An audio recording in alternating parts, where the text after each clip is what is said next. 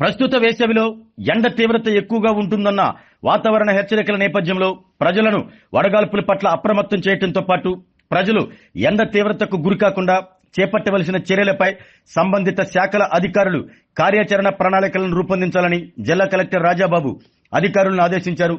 కలెక్టరేట్లోని PGRS హాల్లో ప్రస్తుత వేసవిలో ఎండ తీవ్రత ఎక్కువగా ఉంటుంది అన్న వాతావరణ హెచ్చరికల నేపథ్యంలో ఎండ తీవ్రతపై తీసుకోవలసిన ముందు జాగ్రత్త చర్యలు, ప్రజలను అప్రమత్తం చేయటం తదితర అంశాలపై కలెక్టర్ రాజాబాబు జాయింట్ కలెక్టర్ కల్పన కుమార్తో కలిసి అధికారులతో సమీక్షించారు.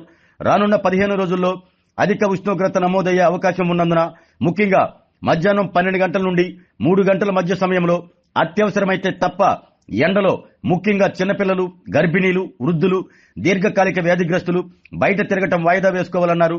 ఎండ తీవ్రతకు గురికాకుండా తీసుకోవలసిన చర్యలపై ప్రజలకు అవగాహన కలిగించాలని తెలిపారు.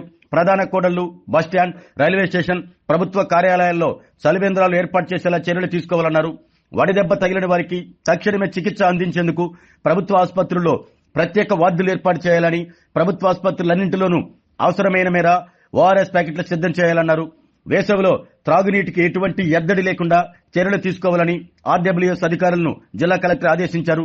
ఈ సమావేశంలో కందుకూరు సబ్ కలెక్టర్ హిమవంశీ, జిల్లా రెవెన్యూ అధికారి చినబాబులేసు, వివిధ శాఖల జిల్లా అధికారులు పాల్గొన్నారు.